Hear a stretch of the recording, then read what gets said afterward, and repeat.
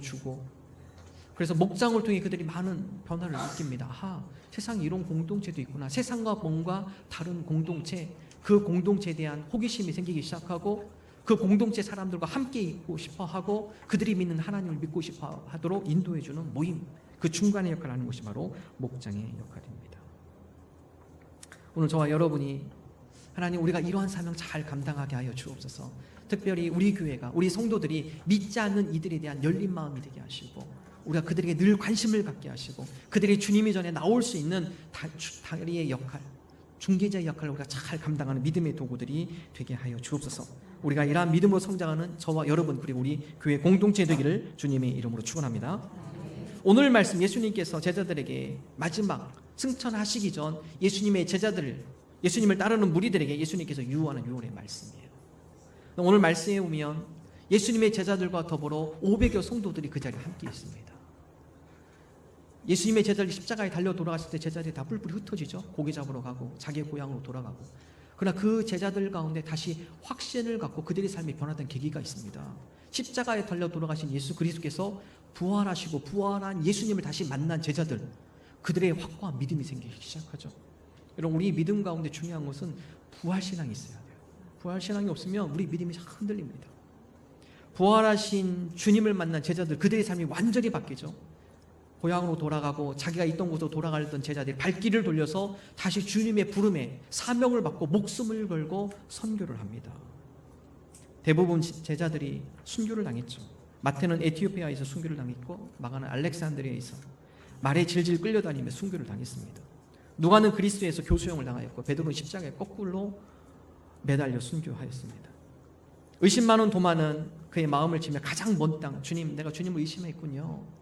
그런 죄책감 가운데 가장 먼 땅, 그 당시에 가장 먼 땅으로 알려져 있던 인도에 가서 순교를 했습니다. 예수님의 형제 유다는 화살에 맞아 순교하였고, 야고보는 예루살렘에서 참수형을 당하였고, 바울은 그의 마지막 소원 로마에 가서 복음을 전하다가 그곳에서 순교를 하게 됩니다. 부활하신 예수님을 만난 뒤에 그들의 삶은 바뀌었죠. 죽음이 두렵지 않습니다. 확신이 있었기 때문에 그렇습니다. 예수 그리스도 그분이 하나님의 아들이셨고 사망 권세를 이기시고 우리에게 영원한 생명을 주시는 구원자라는 믿음의 확신, 그 믿음의 확신이 있었기 때문에 죽음도 두렵지 않은 것이죠. 그러나 오늘 말씀에 보면 그런 제자들 이외에도 부활하신 주님을 만났지만, 그러나 아직도 그들 마음 가운데 의심이 남아있는 사람 기록이 되어 있습니다. 17절의 말씀 우리 함께 한 목소리로 읽겠습니다. 예수를 배웠고 경배하나 아직도 의심하는 사람들이 있더라. 예수님의 11 제자 이외에 500여 성도, 고린도전서에 보면 500여 성도가 예수님께서 승천하실 때 그 자리에 예수님이 승천하시는 것을 목격하죠. 그들이 예수님 앞에 다 경배합니다. 특별히 여기서 쓰는 경배하다, 이 의미는 프로스페네오 단어로 왕 앞에 경배할 때, 왕 앞에 경의를 표할 때, 일반 사람들이 인사하는 게 아니에요. 엎드려서 왕을 경배하듯이 예수님 앞에 그런 자세로 예수님을 만화의 왕으로 섬기며 경배하는 모습이 나와요. 근데 그런 경배하지만 속으로는 아직도 의심하는 자. 겉으로 봤을 때는 주님을, 많은 사람들이 그 가운데 부활하신 주님을 만나보고 경배하는데 그 가운데 한편으로 아직도 의심해요. 왜냐하면 예수님의 모습이 변했죠. 십자가에 달린 예수님의 모습은 처참하죠. 온갖 상처. 그러나 부활하신 예수님의 모습은 기존에 있는 예수님 뭔가 좀 틀린 모습이에요. 정말 부활하신 예수님 맞나? 정말 그분이 우리도 구원하신 분인가? 한편으로는 경배하지만 한편은 마음속 깊은 곳에는 아직도 그 마음 가운데 의심이 가리지 않아요. 사라지지 않습니다. 여러분, 그 당시에 부활하신 예수님 눈앞에 본 사람도 그러는데, 부활하신 예수님 눈을 못 봤잖아요. 우리는 더 심각한 거예요. 우리가 이 자리에 다 예배를 드리고 있지만 한편 마음속 깊은 곳에는 정말 그 예수님이 하나님 아들 맞나? 정말 죽었다 살아나신 분 맞나? 라는 의심이 우리 마음속에 도사릴 수 있어요. 도사릴 수 있습니다.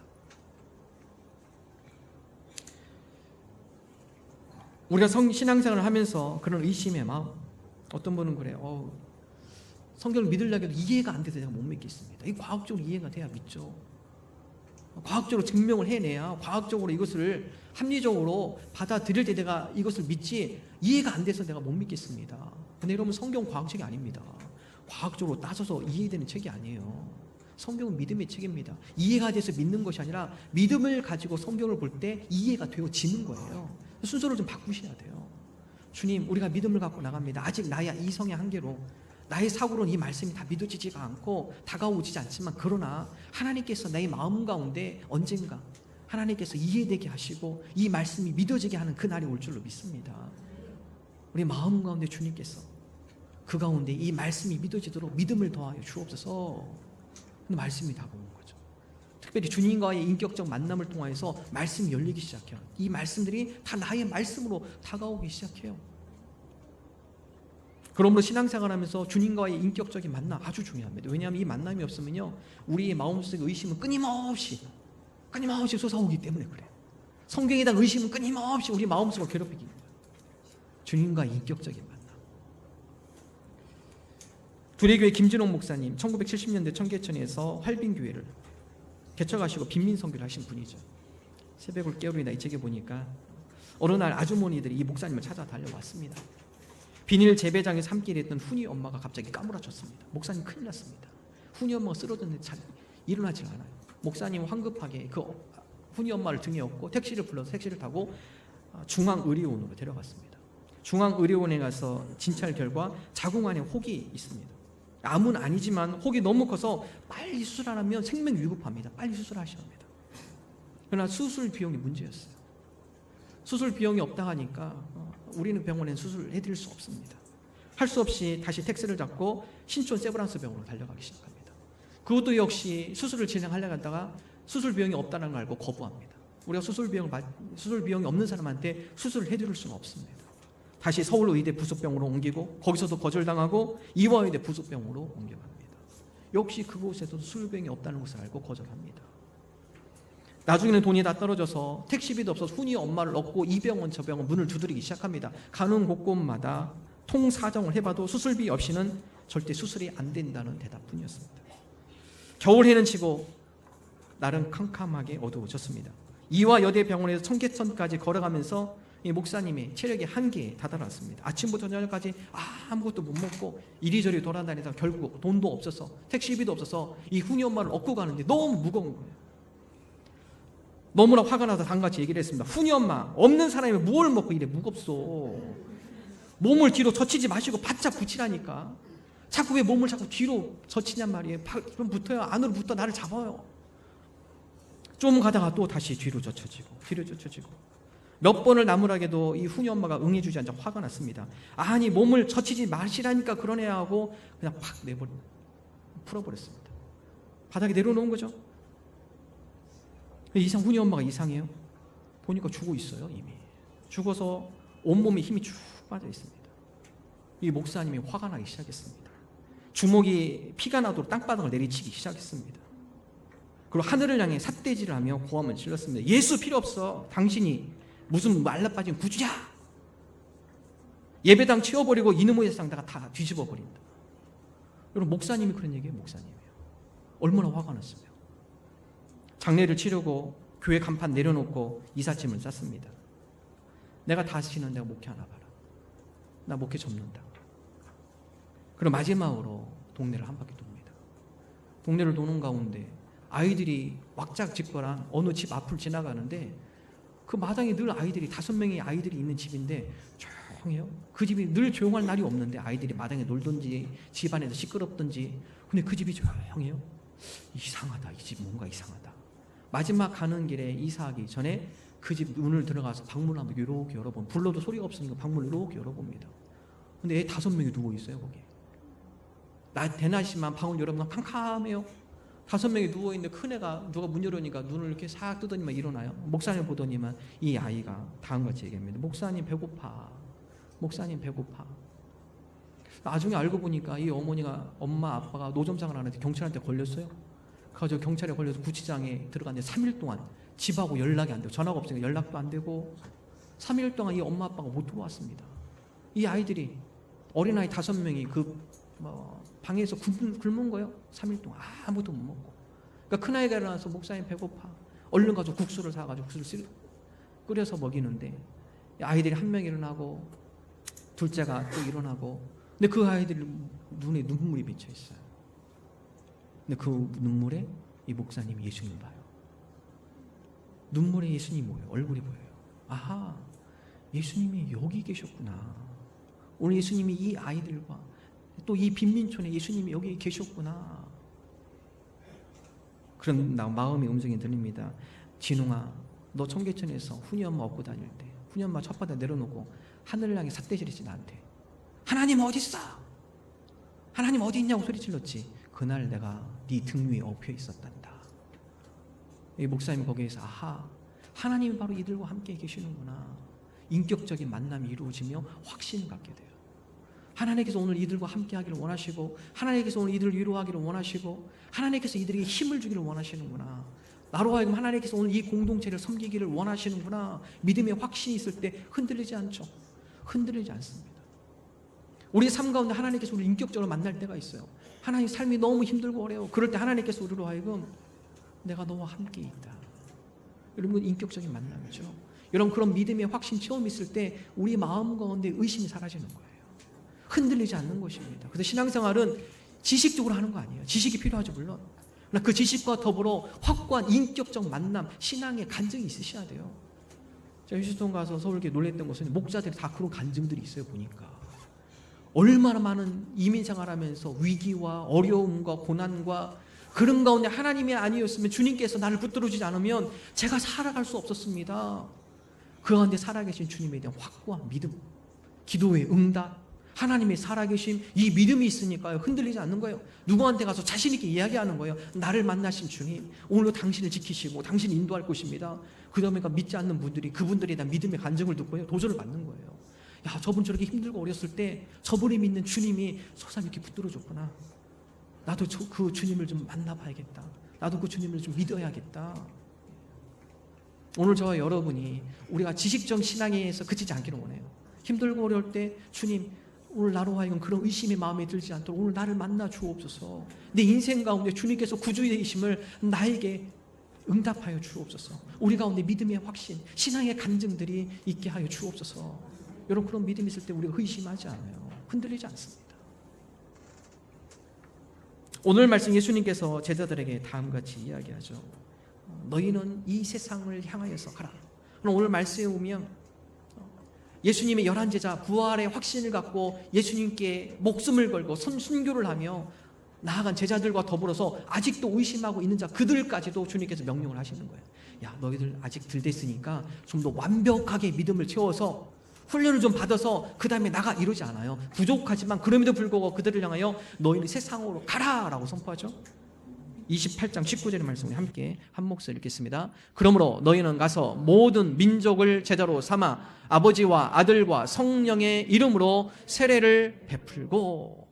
너희는 가서, 이 너희라는 것은요 예수님의 11제자와 더불어 아주 주님을 경배하지만 마음속 깊은 곳에 정말 구주마자 의심과 아직 연약한 믿음 가운데 있는 그들조차에게도 주님께서 명령하시는 거예요. 그럼에도 불구하고 불완전한 믿음이지만, 아직도 의심 있는 믿음이지만, 그럼에도 불구하고 너희는 세상을 향하여 가라.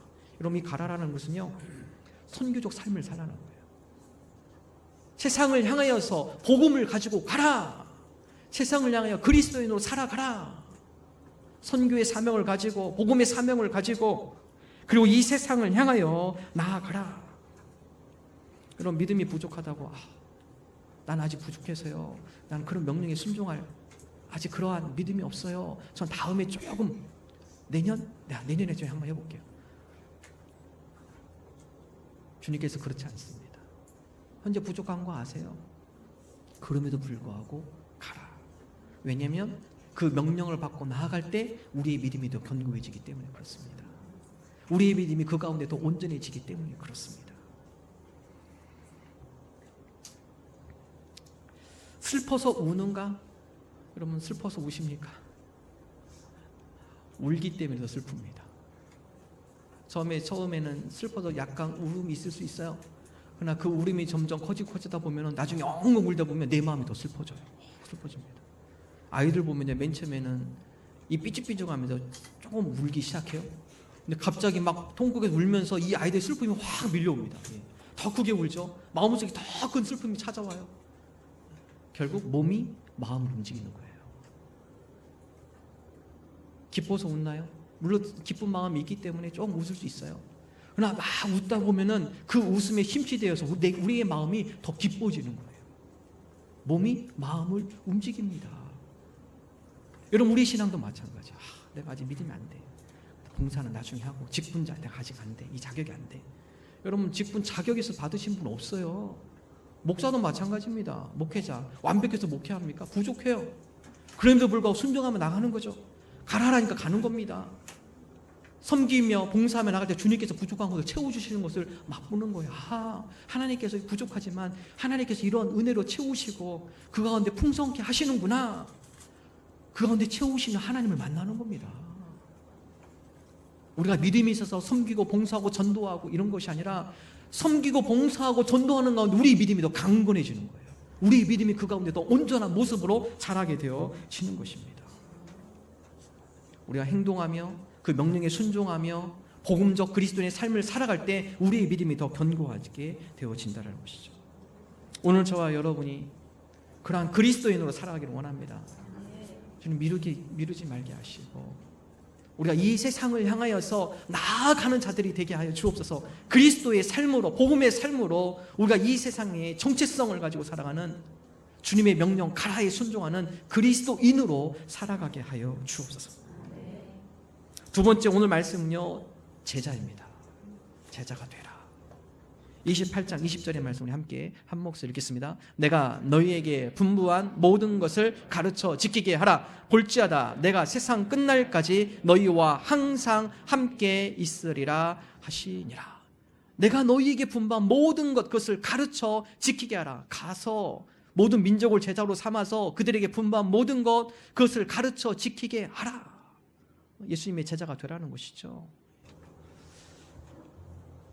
예수님은 3년 공생애를 통해 제자들을 양육을 했습니다. 그리고 그 제자들이 예수님께 보고 배운 것 그것을 가지고 또 다른 제자들을 양성을 하고 양육을 하고 또 그 제자들이 또 다른 제자를 양육하고 그래서 그리스도 기독교가 전 세계 가운데 확장이 되어질 수 있었습니다. 우리가 제자화가 되지 않으면요 우리는 세속화 될 수밖에 없습니다. 둘 중에 하나 선택하시는 거예요. 사도 바울이 안디옥 교회에 가서 바나바와 함께 안디옥 교회에 복음이 전해지고 그 가운데 교회 공동체가 생겼습니다. 그 얘기를 듣고 바울과 바나바가 제자 훈련을 하기 시작하죠. 말씀을 가지고 그 공동체 가운데 1년 동안 그들을 훈련시켜요. 훈련시키는 가운데 비로소 그리스도인이 탄생합니다. 그리스도인. 한번 읽어볼까요? 사도행전 11장 26절. 함께 한 목소리로 읽겠습니다. 만남에 안디옥에 데려와서 둘이 교회에 1년간 모여 있어 큰 무리를 가르쳤고 제자들이 안디옥에서 비로소 그리스도인이라 일컬음을 받게 되었더라. 교회에 1년간 모여 바울과 바나바 그들의 교회에 1년간 모여 큰 무리를 가르쳤다. 제자들이 안디옥에 비로소 그리스도인이라 불려졌다. 이 그리스도인이라는 것은요 그리스도께 속해 있다라는 표현이에요. 그리스도인. 예전에는 세속인이었어요. 이 사람들이 다. 그때는 복음을 알지 못했죠. 그러나 바울과 바나바를 통해 하나님의 말씀을 듣고 그 가운데 복음의 씨앗이 자라고 그 가운데 결단하고 그러면서 이제는 우리가 세속인, 세상에 따라 세상 사람들도 살아가는 것이 아니라 세상과 다른 그리스도를 따라가며 그리스도에 속한 사람이 되겠습니다. 이것이 그리스도인이에요. 그리스도인. 우리가 제자화가 된다는 것은 주님 우리가 이 세상에 살지만 그러나 우리가 이 세상의 방식과 이 세상의 사람들의 모습을 따라가는 것이 아니라 우리가 주님의 모습을 담기를 원합니다. 주님의 마음을 담기를 원합니다. 주님의 길을 우리가 따라가기를 원합니다. 우리가 그리스도께 속해 있겠습니다. 주님을 향해 끊임없이 가는 것. 여러분 이것이 바로 제자화입니다. 제자화를 포기하면요 우리는 후퇴해요. 자꾸 우리의 마음과 우리의 모습은 세상으로 자꾸 흘러가게 되어 있어요. 그래서 여러분 선택하셔야 돼요. 예수님께서 제자들에게 명령한 거죠. 주님께서 우리에게 가르쳐 주신 것 주님께서 우리에게 분부한 것 우리가 그것을 배우며 또 그것을 지키며 또 그것을 가르치며 우리가 제자의 길로 가겠습니다. 여러분 그런 몸부림쓸 때 우리가 세속인이 되지 않는 거예요. 부패하지 않는 겁니다. 소돔성에 한 노인이 살고 있었습니다. 이 노인이 날마다 걸어다니면서 소돔성 사람들한테 얘기했어요. 여러분 회개하십시오. 여러분 심판이 다가왔습니다. 여러분 하나님 앞에 돌아오셔야 합니다. 여러분 하나님의 거룩한 자녀로 다시 결단하셔야 합니다. 소돔은 이미 타락한 도시였어요. 그 가운데 사람들이 듣지도 않아요. 이상한 얘기하네. 지금 시대가 어느 시대인데. 그 가운데 한 젊은이가 안타까워하며 얘기했어요. 할아버지 그만하세요. 사람들 듣지 않아요. 지금이 어느 시대인데 이 문화를 누리고 이 세상을 즐기고 그 재미있게 살다 가는 거지. 할아버지 그만 좀 외치세요. 사람 듣지도 않으니까요. 이 할아버지가 젊은이 얘기합니다. 젊은이, 내가 이렇게 외치고 다니는 것은 내가 이렇게 외치지 않으면 나도 자네들처럼 똑같은 새소년이 될까 봐 그런 거야. 나도 이렇게 외치지 않으면 나 자신이 이 소돔성에 있는 사람들처럼 똑같이 물들어질까 봐 그런 거야. 외치지 않을 때, 따라가지 않을 때 물드는 거죠. 물드는 것입니다. 우리 교회는 영혼권의 제자 삼는 게, 주님, 우리가 이 세종시를 향해 믿지 않는 영혼들에게 늘 열려있게 하여 주시고, 그들을 향해서 늘 관심을 갖게 하시고, 그들을 주님 앞에 인도하는 그러한 사명을 우리가 잊지 않게 주옵소서. 그리고 우리가 함께 주님의 길을 따라가며 우리 스스로가 제자화되는 과정을 우리가 날마다 걸어가는 교회 공동체가 되게 하여 주옵소서. 우리가 그리스도로 옷 입는 자 되라고 바울은 말씀하고 있습니다. 로마서 13장 14절의 말씀 함께 읽습니다. 오직 주 예수 그리스도로 옷 입고 정욕을 위하여 육신의 일을 도모하지 말라. 주님, 우리가 예수 그리스도의 옷을 입게 해주옵소서. 주님의 옷을 날마다 입고 우리가 그리스도를 따라가는 주님의 제자로서 우리가 살아가는 주님의 자녀들 되게 하여 주옵소서. 미래학자인 최인식 박사님, 이분이 책을 썼는데요. 미래, 앞으로 교회는 어떻게 변화될 것인가. 여러분, 대략 우리 교회 크리스찬 인구를 이단 이런 거 다 빼고 한 800만 잡습니다. 교회 등록한 분들, 물론 그 중에는요, 매주 안 나오고 또 자기가 그냥 교회는 듬성 나오지만 그리스도인이라까지 적으시면 다 통계에서 한 800만 잡습니다. 근데 2050년에는 어떤 변화가 일어날까? 현재 우리가 출산율이 떨어지고 있죠. 거기다 플러스 기독교 비율이요, 기독교 인구가 매년마다 감소하고 있어요. 떨어지고 있습니다. 그 비율과 출산율을 비율을 해서 통계를 내봤어요. 쭉 통계를 내보니까 2050년에는요 기독교가 딱 절반, 그러니까 800만이면 400만도 안 된다고 그래요. 이제 2050년이면 400만도 안 될 거다. 그러므로 교회는 미리 준비해라. 미리. 그런 현상을 앞으로 2050년 그런 현상이 나타날 텐데, 앞으로 그런 위기를 맞지 않도록 교회는 준비해야 한다. 두 가지 얘기예요. 첫 번째, 교회 이미지를 바꿔야 한다. 여러분, 세상 사람이 교회에 대한 이미지가 안 좋잖아요. 교회가 그런 이미지를 갱신하지 않으면 세상 사람들이 교회로 들어오지 않는다. 세상 사람들을 향한 교회가 어떤 모습을 갖고 있는가. 두 번째, 진정한 그리스도인이 태어나고 있는가. 교회에서 내적인 질적인 그리스도인의 변화, 한마디로 말하면 제자화예요. 교인들이 제자화가 되고 있는가 안 되고 있는가. 여러분, 50년 전에 유럽과 미국 교회당마다요 교인들이 가득가득 찼어요. 현재 50년 지난 지금 어떻죠? 텅 빕니다. 텅 빕니다. 큰 교회들도 좀 비어가고 있고 작은 교회는 이미 문 닫고 있고요. 교인들이 없어요. 50년 전에 그렇게 가득 맺었던 교회들, 교인들이 다 어디 갔죠? 제자화되지 않으면 쉽게 떠납니다. 그냥 떠납니다. 힘들고 어려우면 떠나는 거예요. 제자화가 되지 않으면 세상의 유혹에 쉽게 넘어지고 따라가게 되어 있어요. 여러 가지 시험에 걸려 넘어지고 유혹에 따라 넘어지고, 제자화가 되지 않으면 나도 모르게 세속인으로 빠져들어가게 되는 거죠. 그 당시에 많은 그리스도인들 반짝했습니다. 나 제자화를 시키지 못했어요. 그 가운데 자기 자신 신앙생활 하나 지키기 버거워하고요, 그의 후손들에게는 영향을 주지 못하고요. 제자화가 된다는 것은 나 자신이 먼저 변화가 되어지고 내 주변에 있는 사람들에게 같이 영향을 주는 게 제자화입니다. 예수님께서 12제자를 11제자가 또 그 다음 제자들, 그 제자들이 또 다른 제자들에게 영향을 주고 지속적으로 영향을 준 거죠. 여러분, 한국교회, 여러분 우리 교회도 마찬가지예요. 성도가 한 200여 명 되면요, 중고등부 한 4, 50명. 그 아이들이 그대로 20년 뒤에 작년으로 올 거잖아요. 인구수가 그대로 이렇게 올라오는 거예요. 하나님, 우리가 먼저 제자화되게 하시고 그 가운데 선한 영향력을 끼치는 그런 영혼과의 제자 잡는 교회가 되게 하여 주옵소서. 교회를 생각할 때 다음 이야기를 늘 생각하고 있습니다. 파도가 심하게 친 한 해변가, 젊은이들이 그곳에 서핑을 즐기러 많이 와요.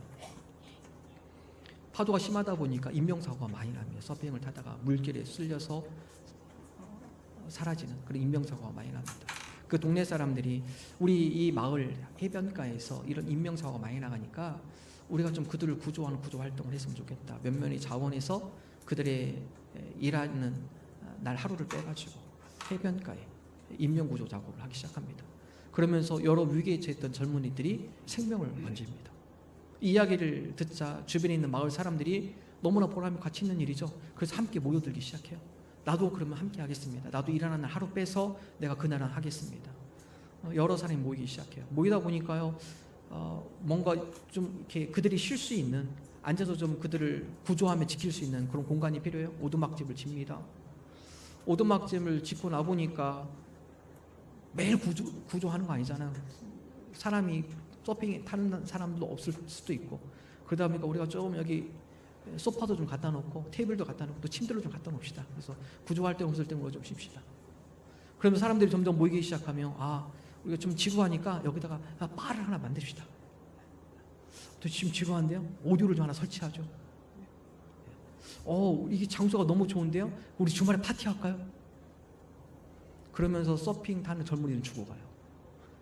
어느 한 구조대원이 가서 그 젊은이를, 서핑 타다가 물에 빠진 젊은이를 데리고 업고 그 오두막 안으로 두고 왔어요. 한참 파티를 즐기고 있는 사람이 떠밉니다. 여기서 토하면 안 돼. 구정물에 있는 그 더러운 것들이 소파에 묻으면 안 돼. 좀 나가서 하시죠. 그냥 모래바닥 있고 거기서 인공호흡 하시고 거기서 토하게 하시죠. 처음에 취지는요, 죽어가는 사람을 살리는데 마음을 먹고 시작을 했어요. 나중에 그것이 그들의 친교와 교제를 위한 친교의 장소로 바뀌어집니다. 여러분, 이 비유가 교회의 비유예요. 교회. 여러분, 교회 개척할 때 처음 모든 목사님들, 모든 교인들, 하나님 이 교회가 영혼을 살리는 교회 되게 없어서 다 그런 마음 갖고 시작을 해요. 근데 교인들이 모이기 시작하고요, 늘어나기 시작하고, 우리 교회 좀 이것 좀 했으면 좋겠습니다. 이것도 있으면 좋겠네요. 좀 편한 걸 요구해요. 그 다음 그런 것들을 채우기 시작하고 관심이 끌려가 있고, 그러다 보면 영혼권에 대한 마음 점점 사라지고 있어요. 우리가 즐기고, 우리가 좀 더 편안하고, 우리가 좀 더 누릴 수 있는 현대교회가 그렇게 흘러갈 위험이 있다는 거예요. 우리가 매년 표 바꾸지 않아요. 목사님들 매년 되면 표를 뭘로 해야 할지 매년마다 목사님 고민하시더라고요. 우리 6년 동안 바뀌지 않습니다. 전 고민하지 않아요. 그냥 또 하면 되지 뭐. 영혼권의 제자 삼으면 되지. 왜냐면 가장 중요한 표이기 때문에 그렇습니다. 교회가 잊지 말아야 할 사명이기 때문에 그렇습니다. 하나님, 우리 교회가 주님께서 우리에게 마지막으로 부탁하신 이 명령, 너희는 가서 모든 민족을 제자로 삼으라는 이 명령, 하나님, 우리가 이 사명에 우선순위를 되게 하시고 다른 어떤 곳에도 우리가 이 우선순위가 밀리지 않게 해주옵소서. 우리가 분명히 가야 할 방이 무엇인지 우리가 분명한 목표를 정하고 그것을 향하여 정진하는 교회 공동체가 되게 하여 주옵소서. 죄송한데 우리 교회에서 많이 안 해요. 그죠? 많이 하면요, 이 분산됩니다. 하나님, 우리가 목장을 통하여 주변에 있는 열려있는 교회 공동체가 되게 하시고, 그 가운데 믿지 않는 이들이 목장을 통하여 주님을 만나는 그런 공동체, 그리고 우리가 목장을 통하여서 이제 후반기에는 우리가 말씀을 좀 공부할 거예요. 저와 초원지기가 먼저 공부하고, 초원지기가 목자가 공부할 것이고, 목자와 여러분들이 공부할 겁니다. 하나님의 말씀을 함께 나누고, 그 가운데 기독교의 기본 교리들, 기본 진리들, 우리가 그런 것도 우리 마음에 새기며 주님을 따라가는 주님의 제자들이 되게 하여 주옵소서. 우리가 이러한 믿음으로 하는 저와 여러분 되기를 주님의 이름으로 축원합니다.